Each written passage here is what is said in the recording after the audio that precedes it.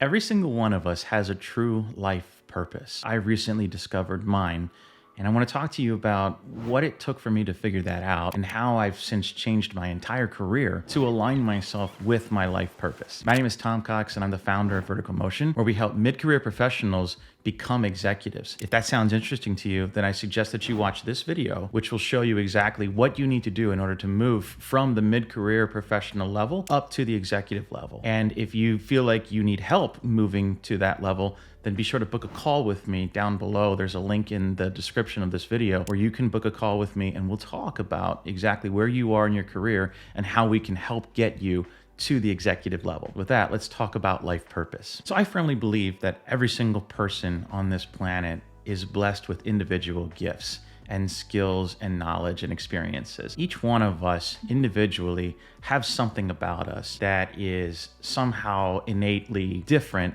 or better than what anyone else can do. You can only be yourself, but only you can be yourself. And so I firmly believe in this. The truth is that I've spent 25 years kind of avoiding what my true life purpose was because I didn't quite understand it. 25 years ago, I started on a journey where I became I joined the Army, became a satellite controller, went into satellite communications, and I've worked basically in the satellite and telecom industry for 25 years, since 1996. And so recently, I started to think, maybe over the last 5 to 7 years, that I really wanted to do something very different with my life. Not just, build a different kind of company, but I wanted to do an entirely different profession. I wanted to teach. And for me, the problem was that I make a certain amount of money and I have a certain lifestyle that I promised to my family, that for me to step back from being an executive in the satellite industry and becoming a teacher was not really in the cards for me. And so I didn't really understand how I could fulfill that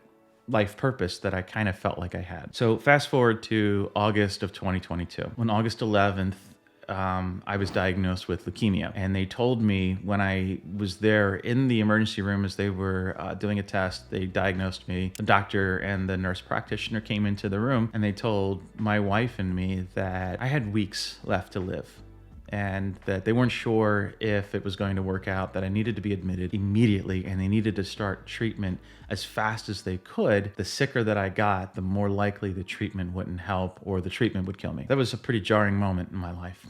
Being told you have weeks left to live can definitely change your perspective on things. There was a bunch of activity. I was admitted to the hospital, and later that evening, I found myself lying there in that, basically it was an ER room, where I was lying there by myself, and there was no sounds, and it was just me. And so I had a moment to contemplate what was happening.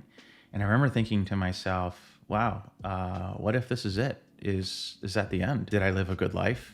Was I a good father? Was I a good husband? All the thoughts that you would expect to have in a moment where you've been basically faced with your own mortality. There's no more work. There's no more email. It was just me in this moment. And I was left with basically a self-assessment. Was I a good man? Had I been a good person? And generally the answer was yes. I felt like I was a good person, but I also knew in the back of my mind that there was a version of me that could have been even better. I could have leaned into this sense of a life purpose that I had, which was to teach, and primarily to teach leadership. In that moment, I really thought about who could I have been? Later on, while I was in the hospital undergoing treatment, I remember the first night when they had installed a tube into my chest, because the chemo drugs are so caustic that if they put them into a vein in your arm, your veins would disintegrate.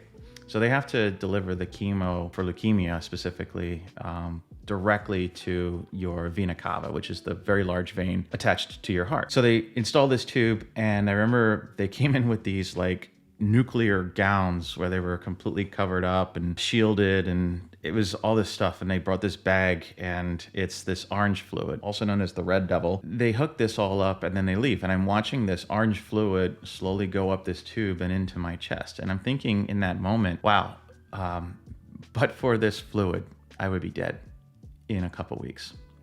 And this fluid going to my chest is going to give me a shot at living past October. This was August. So I figured, if I had a couple weeks left, I might make it to October. And so I'm thinking in that moment, wow, like this fluid is going to give me a chance to live past October. But for this chemo, I'll be dead. I had a moment where it was this very clear realization in my mind that I was holding on to and thinking about the wrong things entirely throughout my life. And in that moment, I realized that my life purpose was to teach, and it was important that I figure out how to do that. So I decided in that moment, if I survive, if I make it out of this hospital, I would devote the rest of my life to teaching leadership. And so, spoiler alert, a couple months go by, I'm in complete remission now. And the doctors feel pretty good that they don't think it'll come back, at least not for a couple years anyway. And so in my mind, I have at least a couple years. I went back to work after I had healed. It took me 6 months to go through the treatment. In the spring of 23, I went back to work, but I knew that I couldn't stay. I knew that my life purpose needed to take me in a different direction. I started coaching while I was in the hospital, actually. I started doing this executive career coaching with some folks. I started in December and January, and helped some people actually take the step up from, director to vice president, and another person taking them from being laid off to becoming, an executive in their own company as well. And I've started working with more clients, and I realized this is so incredibly powerful.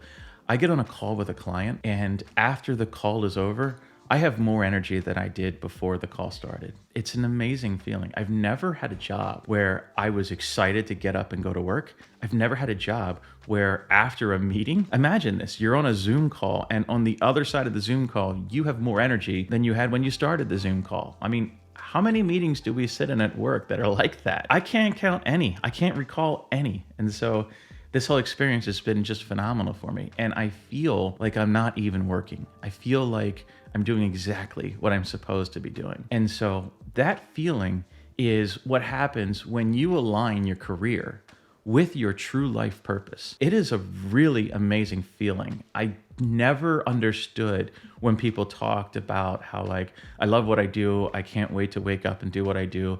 I've always enjoyed my work. It's, I don't hate what I do, but I didn't get this incredible satisfaction, this sense of what I do actually matters. I've changed someone's life for the better in a very tangible and positive way over and over and over and over again with all of my clients. And so it's absolutely amazing. And so what I want to do is I want to help mid-career professionals become executives, but I want to help them become executives in synchrony with their life purpose. And so the goal is not to just get to the VP level so you can make more money. The goal is to become an executive in such a way that's alignment with who you really want to be. And so that's what's exciting to me. That's why what I do is very holistic. I can certainly show you how to hack LinkedIn to, find the jobs that you want, but that's only part of it. The real important work is the part that you do at the very beginning, where you do a ton of self-introspection and you realize who you're truly supposed to be. And I got to tell you, when you have moments where you face your mortality, and all of us will at some point in our life, when you stare at your mortality, it's a daunting feeling, but it helps really crystallize what's actually important for you. And if you can find a way to build your career in such a way that you wind up working in your life purpose, moving up into a leadership role, it is the most phenomenal feeling in the world. Work will feel like play. And I want that for you. So when you work with me, it's not just about finding an executive role. It's really about finding the executive role that you were always meant to have. If you want to learn more about how to dive into your life purpose, I have a video called What to Do If Your Career is Stuck in Neutral. So I'll link that here. Be sure to watch that video, and that dives in a little bit more deeply into how you can go through some life purpose analysis. So hopefully this video was helpful to you. Hopefully it gave you a little bit of context about how I found my true life purpose, and hopefully you can find your true life purpose without having to go through cancer as well. With that, have a great day, and I'll see you in the next video.